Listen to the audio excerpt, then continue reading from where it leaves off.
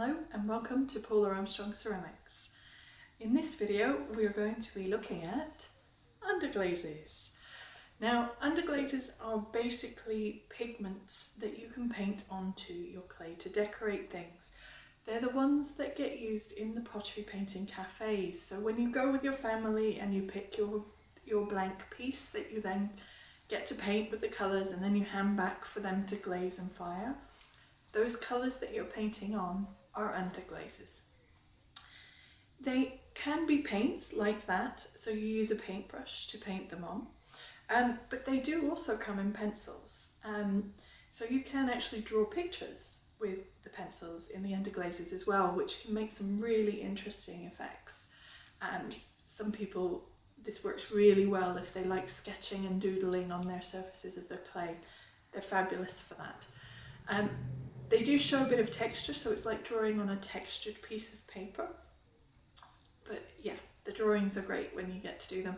The other thing I use the pencils for is to mark the back of test tiles when I'm doing those, so that I know what test tiles are what, because the underglaze colour doesn't fire off. Whereas if you try and use pens or pencils, it will fire off and disappear in the firing. So this will keep your notes on the back of your tiles, which is very useful.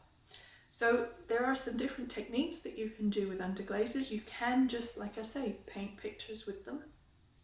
I would suggest, if you want a good coat and a good covering, a solid cover, that you use more than one coat.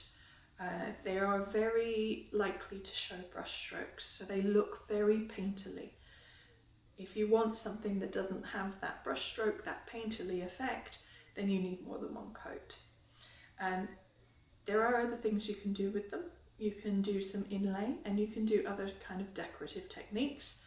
And the other thing about underglazes, particularly the paints, is that you can use them on greenware or bisqueware. It works at both points. So they're great for adding colour. They generally stay pretty close to the colour that they are as well, so they're a little bit more predictable potentially than some of the glazes. So a lot of people like these because they're stable, they stay put. You put on what you draw or what you paint, and that's what you get at the end of your firing. They are underglazes though, and they are exactly as they say. You have to put transparent glaze over the top of them to seal them to the surface of the clay if it's going to be on a functional piece. If it's purely decorative, you can probably get away without having a glaze over the top, but be aware that that's a very matte finish. It will mark and it will potentially wear off over time because it's not been sealed to the surface of the clay with the firing, because it is purely pigment. It doesn't have any silica or any of the other chemicals that the glazes have that fixes the colour to the clay. Okay, I hope that helps with all the basics of using underglazes.